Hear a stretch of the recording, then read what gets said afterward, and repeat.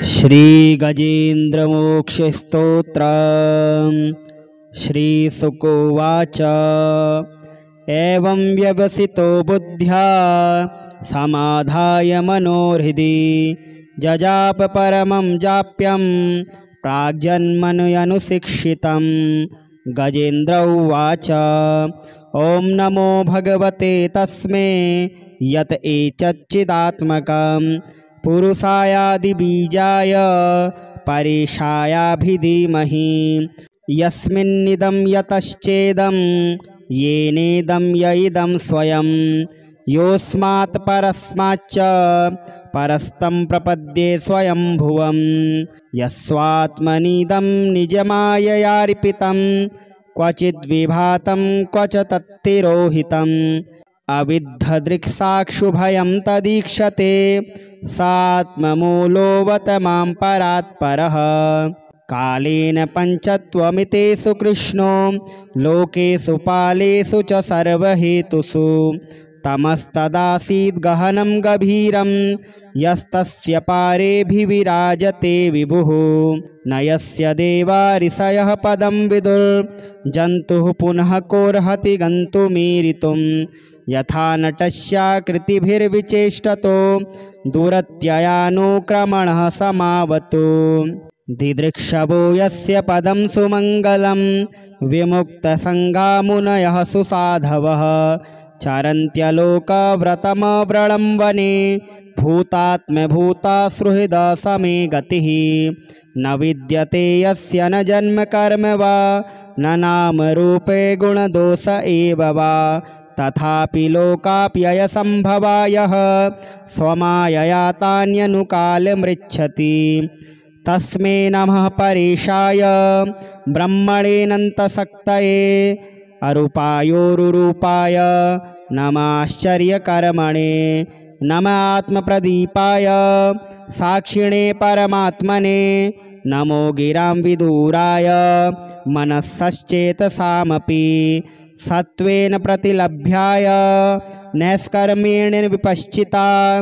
नमः कैवल्यनाथाय निर्वाणसुखसंविदे। नमः शान्ताय घोराय मूढाय गुणधर्मिणे निर्विशेषाय साम्याय। नमो ज्ञानघनाय च क्षेत्रज्ञाय नमस्तुभ्यं सर्वाध्यक्षाय साक्षिणे पुरुषायात्ममूलाय मूलप्रकृतये नमः। सर्वेन्द्रियगुणदृष्टे सर्वप्रत्ययहेतवे असताच्छाय योक्ताय सदाभासाय ते नमः। नमो नमस्तेऽखिलकारणाय निष्कारणायाद्भुतकारणाय सर्वागमाम्नाय महार्णवाय। नमोपवर्गाय परायणाय गुणारणिच्छिन्नविदोष्मपाय तत्शोभविस्फुरितमानसाय। नैष्कर्म्यभावेन विवर्जितागम स्वयं प्रकाशाय नमस्करोमि। मादृक्प्रपन्न पशुपाश्विमोक्षणाय मुक्ताय भूरि करुणाय नमोलयाय। स्वांसेन सर्वतनुभृन्मनसि प्रतीत प्रत्यग्दृशे भगवते बृहते नमस्ते। आत्मात्मजाप्तग्रहवित्तजनेषु शक्तेर्दुष्प्रापणाय गुणसङ्गविवर्जिताय मुक्तात्मविश्वहृदये परिभाविताय ज्ञानात्मने भगवते नम ईश्वराय। यमधर्मकामार्थविमुक्तिकामा भजन्त इष्टां गतिमाप्नुवन्ति। किं त्वाचिशोरात्यपि देहमव्ययं करोतु मेधभृदयो विमोक्षणम्। एकान्तिनो यस्य न कञ्चनार्थं वाञ्छन्ति ये वे भगवत्प्रपन्ना। अत्यद्भुतं तच्चरितं सुमङ्गलं गायन्त आनन्दसमुद्रमग्नाः। तमक्षरं ब्रह्म परं परेशमव्यक्तमाध्यात्मिकयोगगम्यम्। अतीन्द्रियं सूक्ष्मविवातिदूरमनन्तमाद्यं परिपूर्णमीढे। यस्य ब्रह्मादयो देवा वेदालोकाश्चराचरा नामरूपविभेदेन फलव्या च कलया कृता। यथार्चिसोऽग्ने सवितुर्गवस्तयो निर्यान्ति सम्यान्तसकृत्सरोचिषः तथा यतोऽयं गुणसम्प्रवाहो बुद्धिर्मनखानि शरीरसर्गाः सवेन देवासुरमृत्यतिर्यं न स्त्री न षडो न पुमान् न जन्तुः नायं गुणः कर्म न सन्न चासन् निषेधशेषो जयतादशेषः जिजीवसेनाहमिहामोयाकी मन्तरबहिश्चावृतये भयोन्या इच्छामि कालेन न यस्य विप्लवस्तस्यात्मलोकावरणस्य मोक्षं सोऽहं विश्वसृजं विश्वं विश्ववेदसं विश्वात्मानमजं ब्रह्म प्रणतोऽस्मि परं पदं योगरन्धितकर्माणो हृदयोगविभाविते योगिनोऽयं प्रपश्यन्ति योगीशं तं नतोऽस्म्यहं नमो नमस्तुभ्यमसह्यवेग शक्तित्रयायाखिलधिगुणाय प्रपन्नपालाय दुरन्तशक्तये कदिन्द्रियाणामनवाप्यवर्त्मने नायं वेदसुमात्मानं यच्छक्त्याहं धिया हतं तं दुरत्ययमहतम्यं भगवन्तमितोऽस्म्यहं। श्रीशुक उवाच एवं गजेन्द्रमुपवर्णितनिर्विशेषं ब्रह्मादयो विविधलिङ्गविधाभिमाना नेते यदोपसश्रीपुनिरखिलात्मकत्वात् तत्राखिलामरमयो हरिराविरासीत् तं तद्वदात्तमुपलभ्य जगन्निवासः स्तोत्रं निशम्य दिविजय सह संस्तुवद्भिः छन्दोमयेन गरुडेन मसह्यमान चक्रायुधोऽभ्यगमदासु यतो गजेन्द्रः सोऽन्तस्य सरस्योरुबलेन गहीर्तयात्तो दृष्ट्वा गरुत्मतिहरिं खौपातचक्रम् उत्क्षिप्य साम्बुजकरं गिरमाह कृच्छा नारायणाखिलगिरो भगवन्नमस्ते तं वीक्ष्य पीडितमजा सहसावतीर्य सग्राहमासु सरसा कृपयोज्जहार ग्राहाद्विपाटितमुखादरिणा गजेन्द्रं सम्पश्यतां हरिरमुमुच स्त्रियाणाम्। ॐ नमो भगवते तस्मै यत एतच्चिदात्मकं पुरुषायादिबीजाय परेशायाभिधीमहि यस्मिन्निदं यतश्चेदं येनेदं य इदं स्वयं योऽस्मात् परस्माच्च परस्तं प्रपद्ये स्वयंभुवं यस्वात्मनीदं निजमाययार्पितं क्वचिद्विभातं क्वच तत्तिरोहितम् अविद्धदृक्साक्षुभयं तदीक्षते सात्ममूलोऽवत मां परात्परः कालेन पञ्चत्वमितेषु कृष्णो लोकेषु पालेषु च सर्वहेतुषु तमस्तदासीद् गहनं गभीरं यस्तस्य पारेऽभिविराजते विभुः न यस्य देवा ऋषयः पदं विदुर्जन्तुः पुनः कोर्हति गन्तुमीरितुं यथा नटस्याकृतिभिर्विचेष्टतो दुरत्ययानुक्रमणः समावतु दिदृक्षवो यस्य पदं सुमङ्गलं विमुक्तसङ्गामुनयः सुसाधवः चरन्त्यलोकव्रतमव्रणं वने भूतात्मभूता सुहृदा समे गतिः न विद्यते यस्य न जन्म कर्म वा न नाम रूपे गुणदोष एव वा तथापि लोकाप्ययसम्भवायः स्वमायया तान्यनुकालमृच्छति तस्मै नमः परेशाय ब्रह्मणेऽनन्तशक्तये अरूपायोरुरूपाय नमाश्चर्यकर्मणे नमः आत्मप्रदीपाय साक्षिणे परमात्मने नमो गिरां विदूराय मनस्सश्चेतसामपि सत्त्वेन प्रतिलभ्याय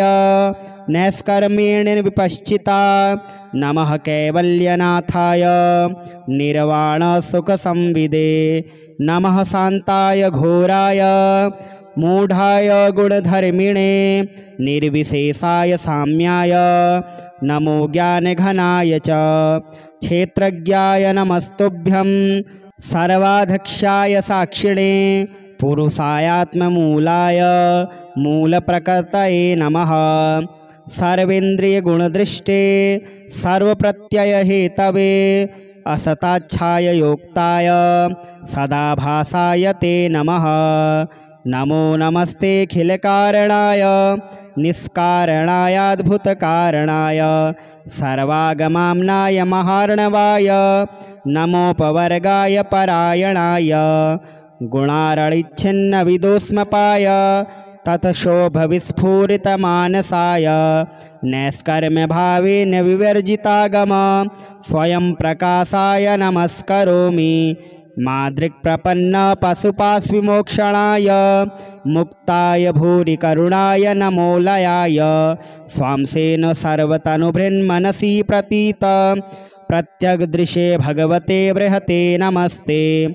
आत्मात्मजाप्तग्रहवित्तजनेषु शक्तेर्दुष्प्रापणाय गुणसङ्गविवर्जिताय मुक्तात्मविस्वहृदये परिभाविताय ज्ञानात्मने भगवते नम ईश्वराय।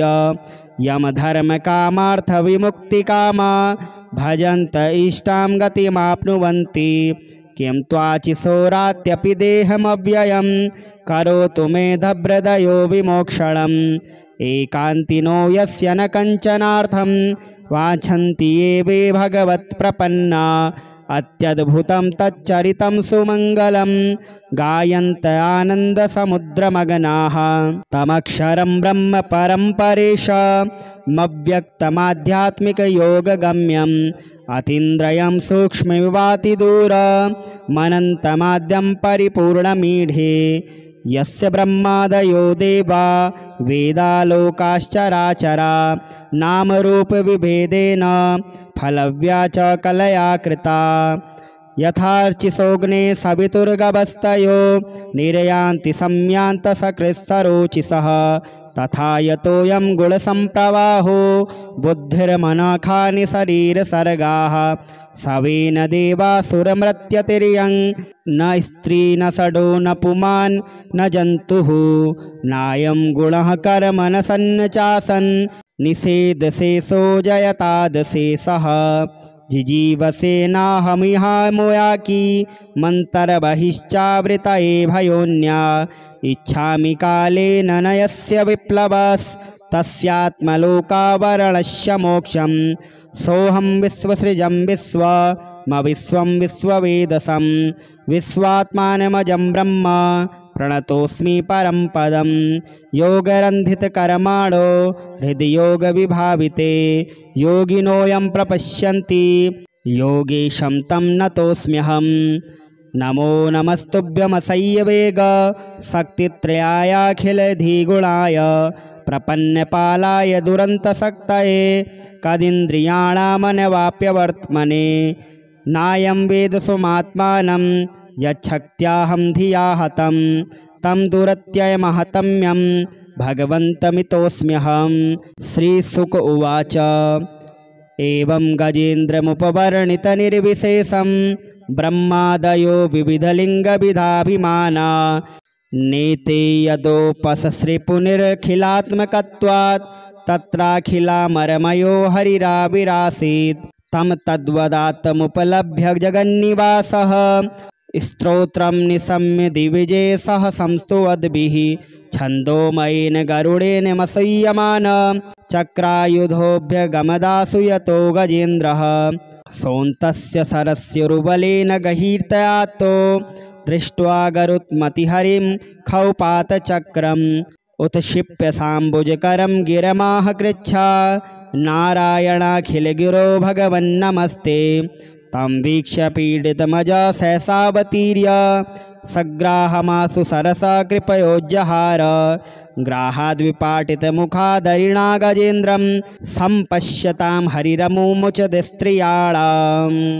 ॐ नमो भगवते तस्मै यत एतच्चिदात्मकं पुरुषायादिबीजाय परेशायाभिधीमहि यस्मिन्निदं यतश्चेदं येनेदं य इदं स्वयं योऽस्मात् परस्माच्च परस्तं प्रपद्ये स्वयंभुवं यस्वात्मनिदं निजमाययार्पितं क्वचिद्विभातं क्वच तत्तिरोहितम् अविद्धदृक्साक्षुभयं तदीक्षते सात्ममूलोऽवत मां परात्परः कालेन पञ्चत्वमितेषु कृष्णो लोकेषु पालेषु च सर्वहेतुषु तमस्तदासीद् गहनं गभीरं यस्तस्य पारेऽभिविराजते विभुः न यस्य देवा ऋषयः पदं विदुर्जन्तुः पुनः कोर्हति गन्तुमीरितुं